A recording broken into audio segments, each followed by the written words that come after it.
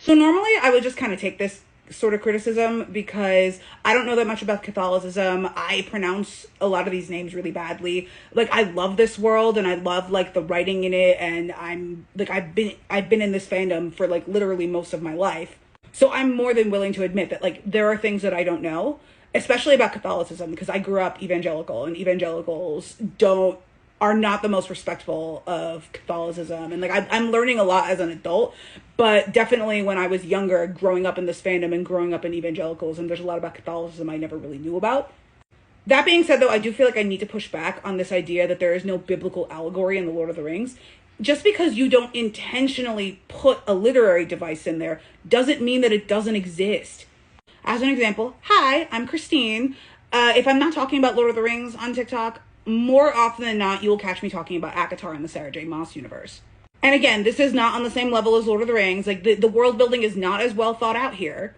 But there are things in this world, in this story, that I don't think Sarah J. Maas intended to be like a point of discussion. But the second you look at the material for just a little bit too long, you're like, did this girlie write an apartheid state and expect us not to notice? I don't know. Like, was SJM intending to give us a window into what could possibly be like her inner politics or what she thinks about things politically?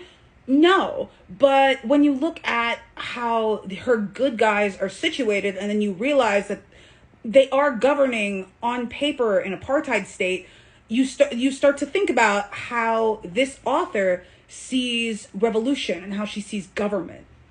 And then you look at like her larger body of work and how those works tend to frame, you know, politics and what being chosen means, and what Sarah in particular thinks a compelling romantic relationship is. You could see that there is a through line between like Aelin and Rowan to Feyre and Rhysand to Bryce and Hunt to Nesta and Cassian. These relationships are all different, but there's definitely a through line of similarity between them that let you know like this is an SJM joint.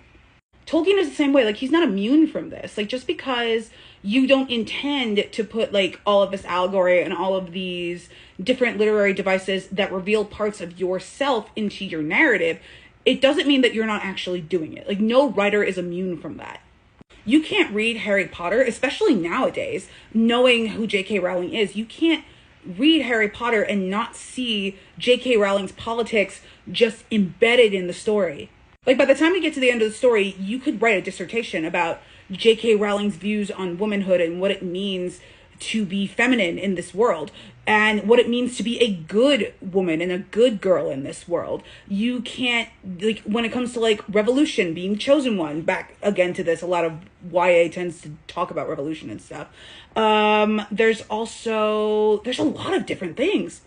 Like, what it means to trust and not trust mainstream media. There's also a huge narrative of that in Harry Potter that I don't see people talking about enough. Like, J.K. Rowling, like, when we first read these books, we thought that she was progressive, and we thought that she was, you know, this forward-thinking author. But now that we've had like some time to grow up with this series and kind of like see other points of view and like understand what things like intersectionality is and like what it means to be feminist in this ever-growing, changing world, you look at this and you're like, oh shit, JK told on herself. This is even the case with TV writers.